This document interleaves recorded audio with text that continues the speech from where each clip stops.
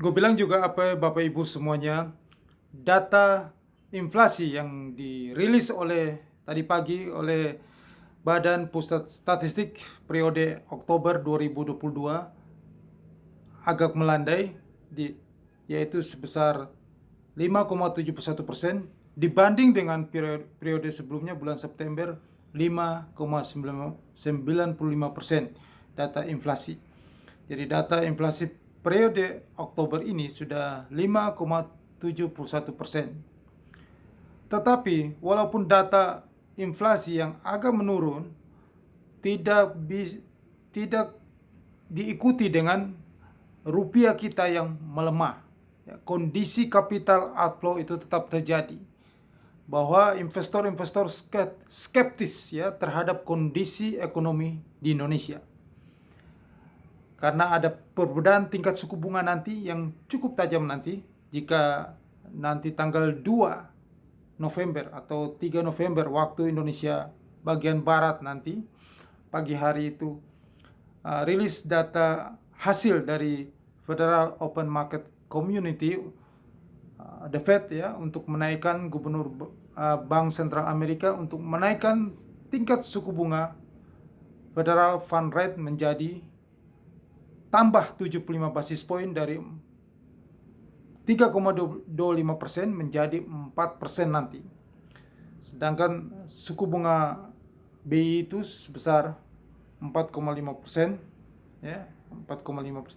Nah, ini ada selisih yang tipis, ya, tingkat suku bunga Indonesia dengan Amerika Serikat, yang membuat rupiah akan melemah terus menuju ke secepatnya menuju jebol itu 16.000 dan menuju ke 18.000. Dan data-data dari PMI ya, Purchasing Manager Index atau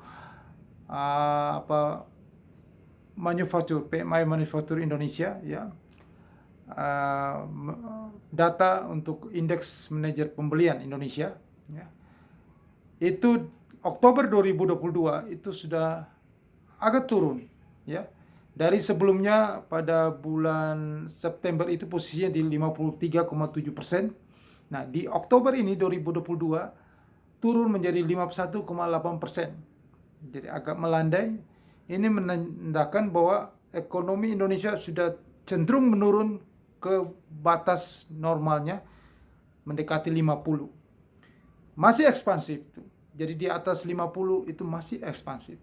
Tetapi kalau sudah di bawah 50, itu ekonomi Indonesia sudah memasuki kontraksi.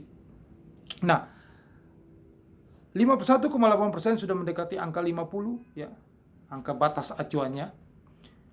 Nah, dan juga ini menandakan bahwa ada pelemahan pembelian dari manufaktur ya, ya, pengelolaannya juga disebabkan karena ada dari permintaan dari luar negeri yang sudah melemah ya, aktivitas ekspor ya yang sudah berkurang karena kondisi negara-negara Eropa, Amerika Serikat yang sudah mulai mengurangi pembelanjaannya karena tingkat suku bunga yang sudah begitu tinggi yang dilakukan oleh bank-bank sentral di negara mereka masing-masing, membuat likuiditas itu berkurang, membuat belanja berkurang. Akhirnya perusahaan-perusahaan itu memperkecil ya, mengurangi produksinya, sehingga permintaan juga untuk barang-barang produksi ya, ekspor ke kita Indonesia, import mereka mengimpor barang dari kita itu berkurang ya. Kita lihat dari PMI dari Amerika Serikat juga untuk bulan Oktober juga sudah menurun ya, aktivitas manajer pembelian di sektor manufaktur itu ya sudah angkanya sudah 49,9. Jadi sudah di bawah 50, sudah menuju ke ekonomi yang kontraksi. Jadi ini sangat berpengaruh nanti terhadap ekonomi Amerika Serikat ya. Nah, kondisi ini membuat Wall Street itu indeks harga saham gabungan di bursa Amerika Serikat itu akan jatuh ya. Saham-saham akan jatuh, itu akan juga berimbas ke bursa efek Indonesia. Nah, memasuki bulan November ini kita lihat bahwa di kuartal ketiga yang hasil laporan dari Amerika tentang pertumbuhannya sudah 2,6%, ya, sudah di atas 2%, berarti sudah di atas, sudah pertumbuhan yang tidak resesi, masuk ke ekonomi yang membaik. Dan ini dan sekarang adalah rebound itu untuk menuju ke ekonomi kembali menghadapi resesi, ya, sudah mulai menurun PMI-nya, sudah mulai memasuki angka kontraksi itu. Nah, di sini perlu hati-hati, nanti The Fed akan menaikkan suku bunga yang tinggi 75 basis point, maka ekonomi Amerika akan jelas-jelas akan mengalami perlambatan di sini, akan kembali menurun. Di kuartal terakhir ini bisa ekonomi kembali mengalami di bawah 2%, mengalami resesi, dan PMI bulan November juga akan kontraksi.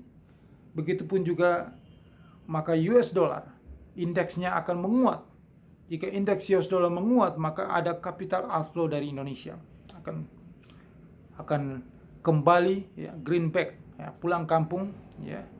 Dolar pulang kampung, indeks menguat, maka bursa saham jatuh, mata uang di dunia, major currency yang against US dollar akan jatuh, bahkan Bitcoin, kripto akan jatuh, ya, mulai November ini sampai tahun depan. Inilah periode ini, kondisi ini, kejadian ini harus terjadi. Karena memang kondisi ini seperti yang sudah dibicarakan oleh Bank Dunia, IMF, dan sudah dilakukan statement oleh Ibu Sri Mulyani yang selalu disentil oleh mantan. Apa yang Ibu Sri Mulyani mengatakan dan apa yang saya katakan di konten ini adalah hal yang benar, yang baik, yang harus kita sampaikan kepada Anda semuanya, supaya Anda semuanya bisa mengantisipasi, waspada, bahwa kondisi ini pasti terjadi, bukan tidak terjadi, karena angka-angkanya. Kalau kita bicara ekonomi, kita bicara angka-angkanya, kita bicara PMI, ya, indeks pengelolaan pembeliannya, manajer pembeliannya, itu sudah masuk ke kontraksi di Amerika Serikat. Di Indonesia, ya, ini angka-angka saya ulang lagi, Oktober 2022, PMI-nya sudah melandai 51,8%, dari bulan sebelumnya September 53,7%, artinya sudah menurun, ya, bukan masuk ke dalam periode ekspansif. 50 ke atas itu adalah periode ekspansif. Ekspansif adalah banyak sekali pembelian untuk sektor pabrikan, manufaktur. Maka ekonomi itu bertumbuh pada saat bulan itu, di periode itu. Tetapi angka semakin menurun, apalagi kalau sudah di bawah 50, ya, di bawah 50%, itu berarti ekonomi dalam masa kontraksi, menurun. Nah, Indonesia sudah bulan Oktober itu sudah 51,8%, mendekati kontraksi. Jika rupiah ini makin melemah terus, maka itu ekonomi kita akan bulan-bulan berikutnya akan masuk ke dalam kontraksi di bawah 50%. Karena apa? Ya. Karena biaya barang-barang produksi, kos produksinya, kalau rupiah semakin melemah akan makin tinggi.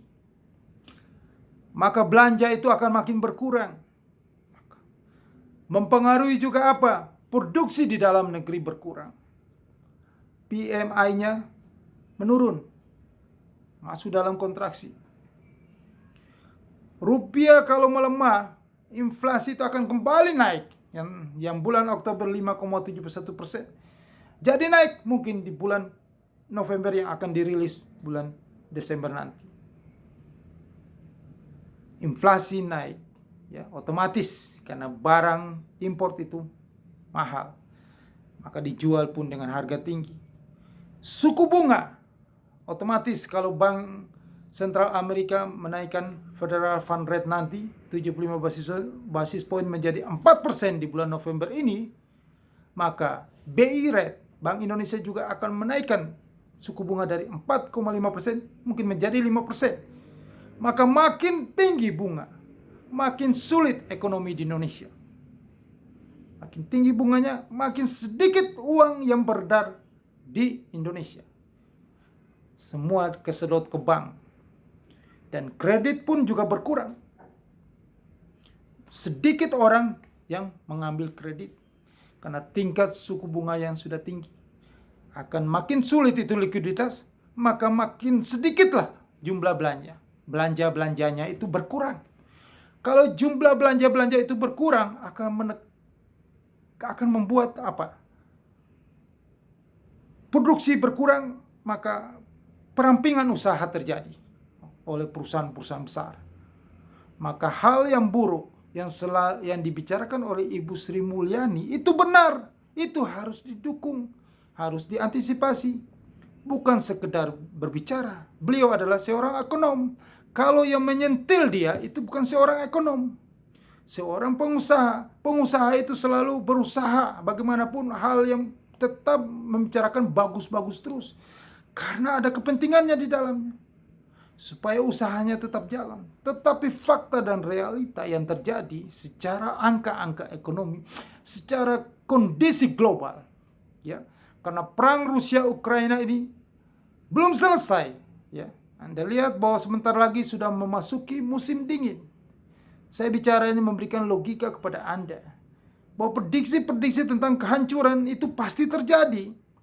Ya mungkin sekarang ini saya tidak tahu karena para fund manager hedge fund besar itu masih menginginkan sesuatu di pasar ini sehingga pasar ini masih tetap tidak hancur, ditahan. Karena itu tergantung mereka. Tetapi angka-angka sudah menunjukkan bahwa semakin tinggi, saya kasih tahu lagi kepada Anda ya, logika ini tidak bisa dibantahkan. Ini adalah fundamental. Ini adalah dasarnya ekonomi.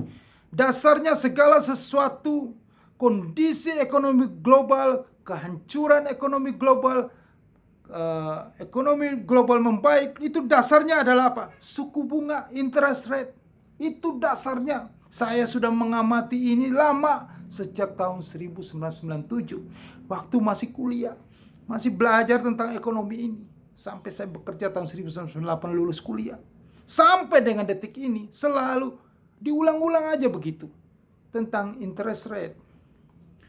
Jadi kalau sekarang kondisinya belum terjadi, belum Babel, belum pecah, belum terjadi kehancuran pasar keuangan dunia itu memang hal lain. Itu memang sesuatu yang ya begitulah. Seperti pencuri pada saat masuk ke rumah tuan Anda tidak tahu Anda sedang terlelap. Dikatakan sudah membaik lagi, bebas dari resesi, tetapi suku bunga dihajar tinggi lagi nanti. Untuk kembali ke resesi lagi. Kalau suku bunga makin tinggi, logikanya apa? Makin seret itu uangnya. Kita di Indonesia, yang saya sudah katakan sebelumnya di konten sebelumnya bahwa sudah dikhawatirkan ada kelangkaan dolar.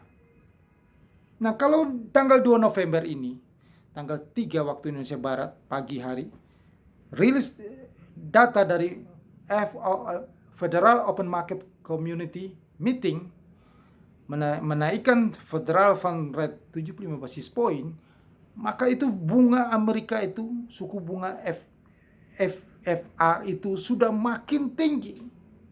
Sudah 4%, men. Itu angka yang sangat-sangat tinggi.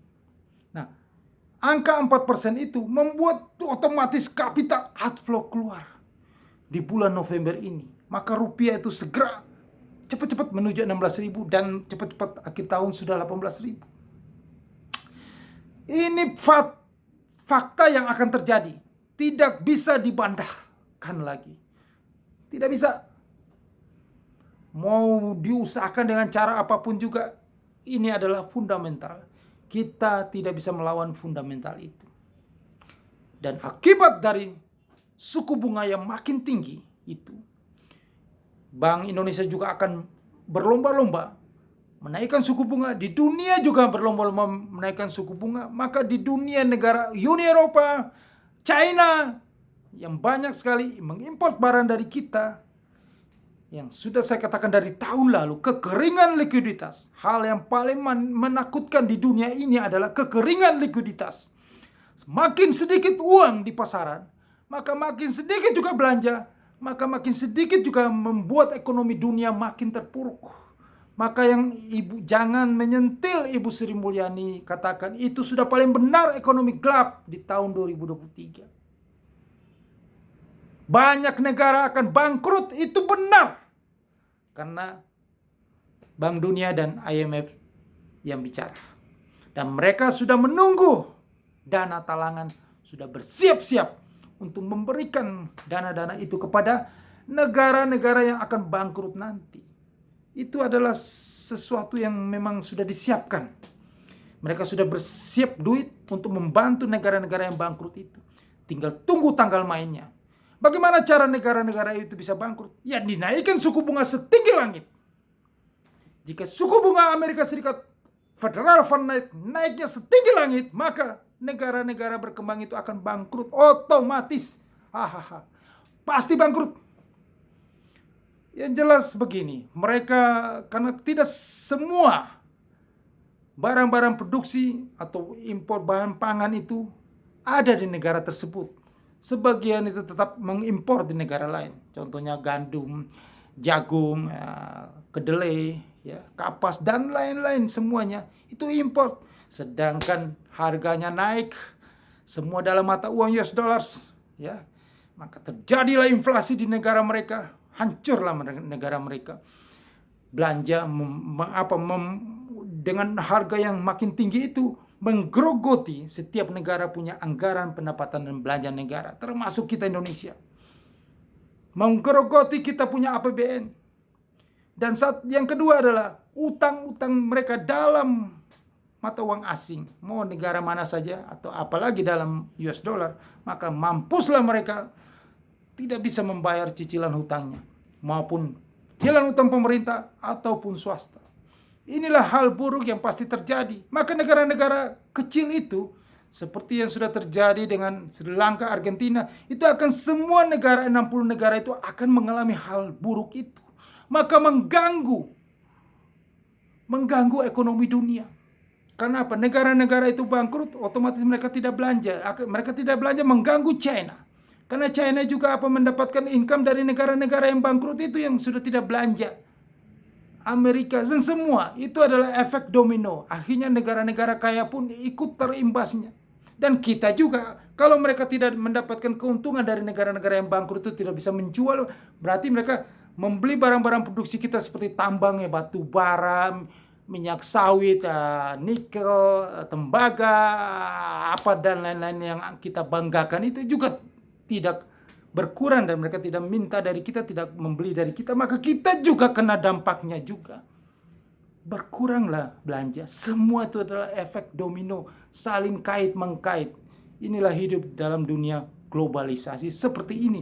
Jadi tidak bisa mengatakan bahwa kita lah paling hebat, kita lah paling kuat, kita punya sumber daya alam melimpah, kita punya lahan pangan yang agraris yang luas, kita kuat di sektor pangan dan lain-lain, misalnya begitu. Iya, tetapi domestic buying Anda itu kuat enggak? Kalau tidak, Anda juga berharap orang dari luar untuk membeli barang-barang Anda. Jika tidak ada yang luar membeli, Anda juga mengharapkan devisa yang masuk dari belanjanya mereka, ekspor Anda itu.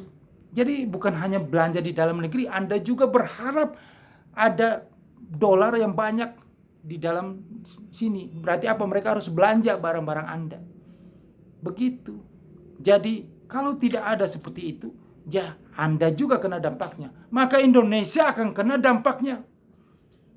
Ibu Sri Mulyani benar, maka akan kena dampaknya. Dampak buruk itu akan terjadi. Dan Anda bisa lihat sendiri kan, laporan hari ini rilis data inflasi yang sudah berkurang. Dari bulan sebelumnya 5,95%, bulan September, bulan Oktober jadi 5,71%. Tetapi rupiah tetap melemah. Itu bukti. Makanya saya sudah katakan berulang kali, ya. Yang saya katakan ini adalah suku bunga adalah fundamental. Anda tidak percaya saya? Saya katakan teori ekonomi jangan dibantah. Kalau negara luar sudah mengalami pelemahan nilai tukarnya, kita tunggu tanggal mainnya. Biasanya terakhir kita, dan itu akan terjadi. Dan sudah hampir mendekati kebenarannya. Tunggu waktunya saja. Nah, Anda harus, kalau sudah begitu, langkah apa untuk Anda? Ya, Anda harus mencari solusinya supaya Anda selamat. Nah, Ibu Sri Mulyani selalu mengatakan itu. Untuk apa? Anda waspada, Anda mencari solusi selagi Anda sekarang masih bisa move on. Ya, Anda carilah di US dollar, dan Anda harus kembali ke satu lahan bahasa yang sangat luar biasa yang selalu saya tawarkan kepada Anda semuanya dalam konten video ini adalah Anda harus trading di futures market. Karena futures market itulah fleksibel. Oke, sekarang kalau trennya menaik, Anda bisa cuan. Pada saatnya trennya menurun, Anda lebih cuan lagi. Nah, itu hanya ada di futures market. Di trading derivatif yang memakai leverage, Anda bisa transaksi dua arah. Tetapi kalau Anda hanya ngotot di saham dan lain-lain yang satu arah itu, maka habislah Anda pada saat kondisi buruk terjadi.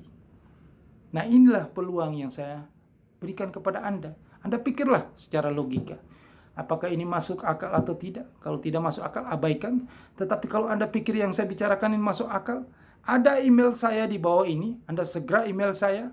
Saya akan membalas email Anda. Saya berikan solusi kepada Anda. Oke? Dan Anda yang sudah trading di futures market, tetapi masih di broker-broker yang kagak jelas. Arti kagak jelas di sini adalah broker-broker yang tidak ada izin di Indonesia ini. Tidak mengikuti rule SOP dari OJK atau Badan Pengawasan Perdagangan Berjangka Komoditi, BAPEPTI. Kalau mereka tidak mengikuti rule dari OJK atau BAPEPTI, maka itu berarti rule-nya mereka, sesuka hati mereka. Maka bersiap-siaplah sesuatu yang buruk terjadi dengan Anda dalam kondisi kekeringan likuiditas ini. Sesuatu yang buruk terjadi kepada Anda adalah scam, penipuan nanti pada saat penarikan dana. Kalau Anda tidak percaya saya, lakukan saja dan nikmati saja. Pada saat terjadi, telepon saya. Waduh, saya kena scam. Tapi kalau Anda percaya saya secara waras logika, Anda segera bergabung, join dengan link broker BAPEPTI yang sudah saya sediakan di bawah kolom deskripsi ini. Jangan lupa Anda subscribe channel YouTube ini. Bantu untuk mendukung channel YouTube ini menjadi besar. Sebarkan kepada semua orang. Tekan loncengnya untuk notifikasi juga. Sukses untuk Anda.